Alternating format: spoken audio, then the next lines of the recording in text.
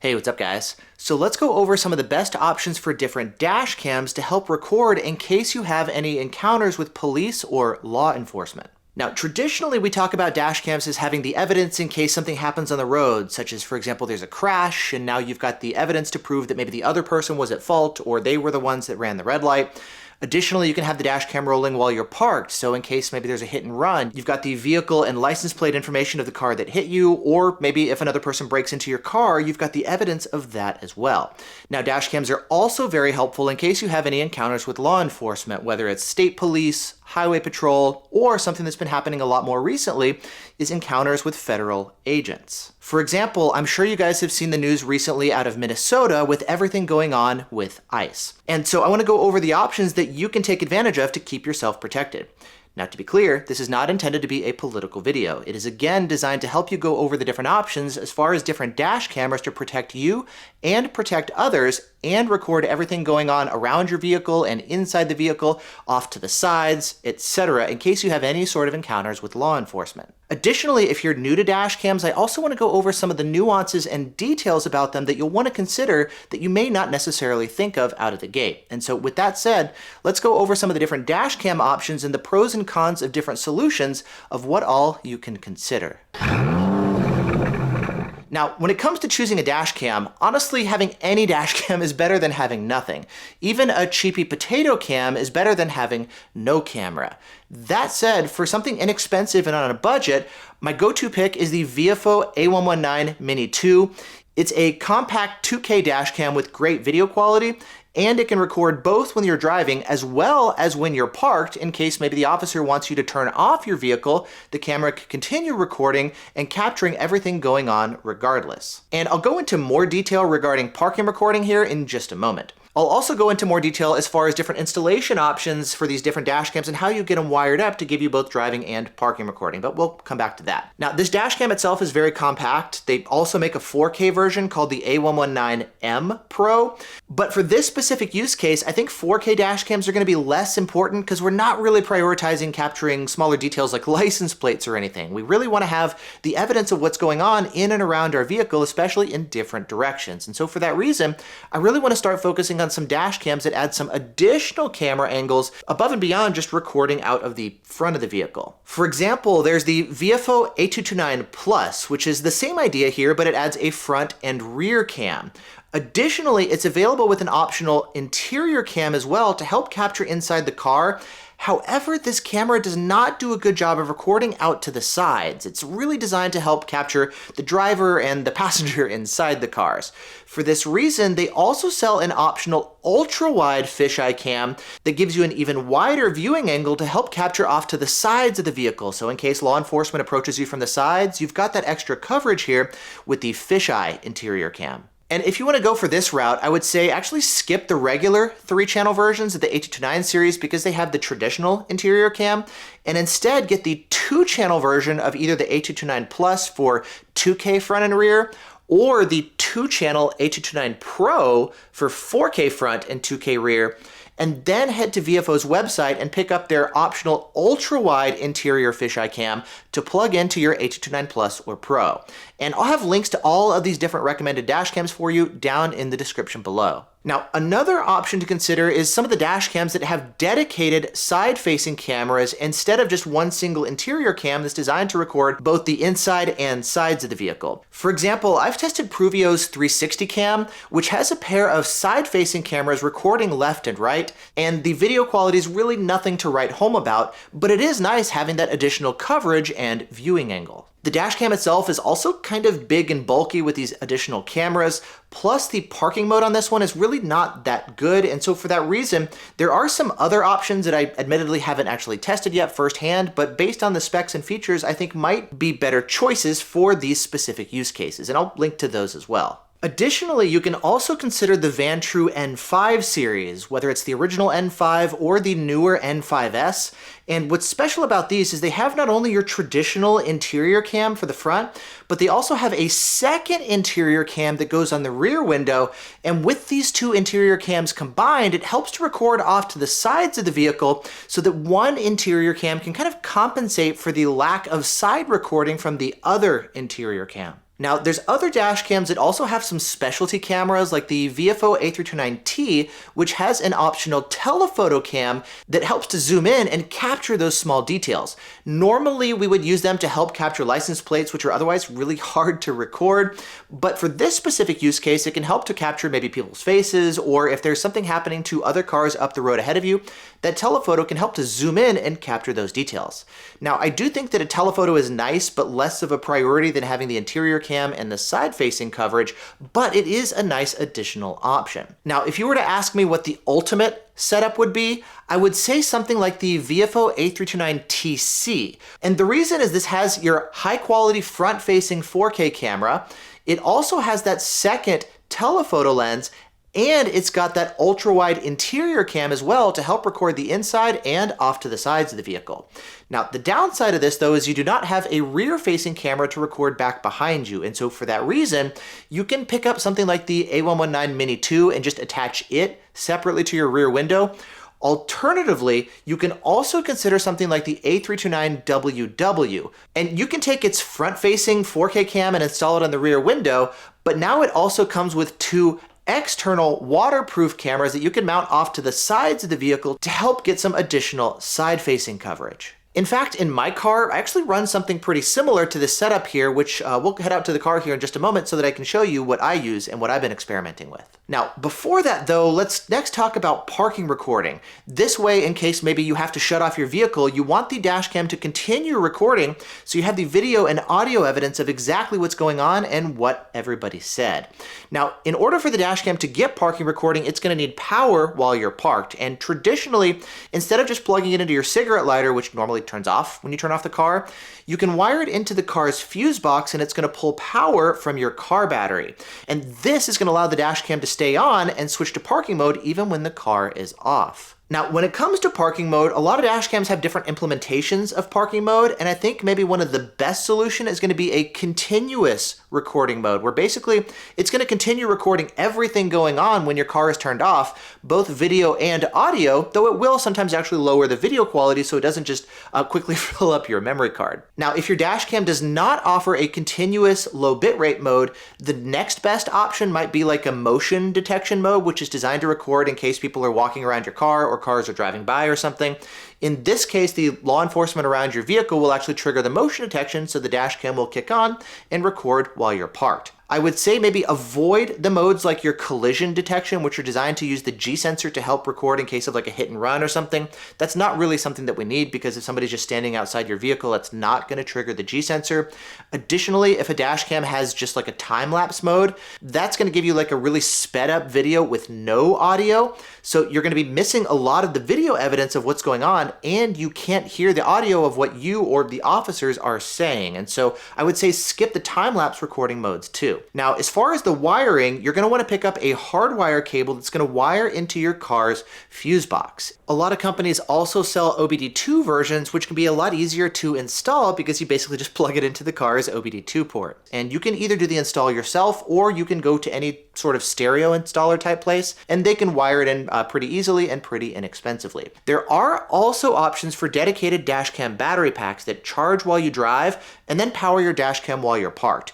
That might be a little overkill for this specific use case, because those are really optimized for more long-term parking recording, to have the dashcam recording maybe all day while you're at work or parked overnight or something.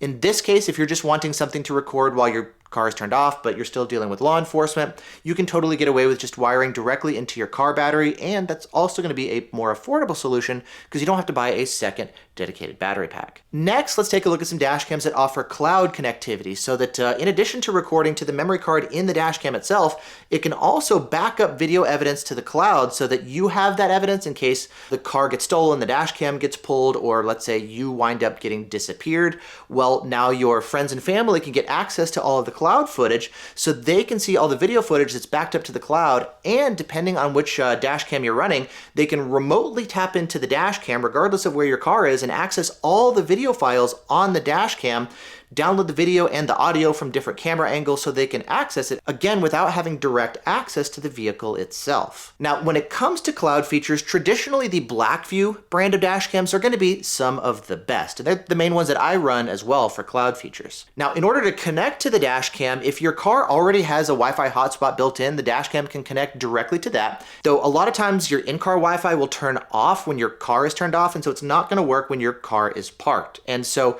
for that reason, if you want cloud features while your car is parked and or you don't have Wi-Fi built into the car already, the other option is to purchase their optional LTE module that's going to plug into the side of the dash cam, and then you put in a SIM card to give it a data connection, a lot like a cell phone would have. And like a cell phone, you are going to have to pay for the data usage for having it connected to the cell towers. But once you do that, the dash cam is now going to be connected to the cloud, driving or parked, so that you or your loved ones are going to have direct access to the video footage.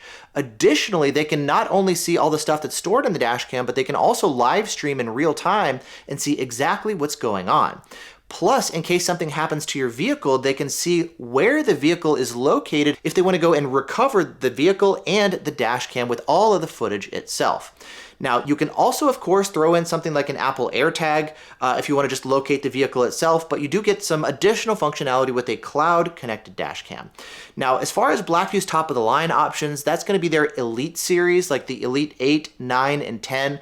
These all have different resolution options depending on which model you choose, though I think one of the limitations here is the fact that these are all going to be limited to just 2 channels for front and rear recording. You're not going to be getting interior recording or side-facing coverage, and if you do want an interior cam, Blackvue does make some 3-channel dash cams that can connect to the cloud, and they add that interior cam to record inside the car, and while they're not a fisheye cam, they still do a good job of giving you the side coverage to record out the sides of the vehicle.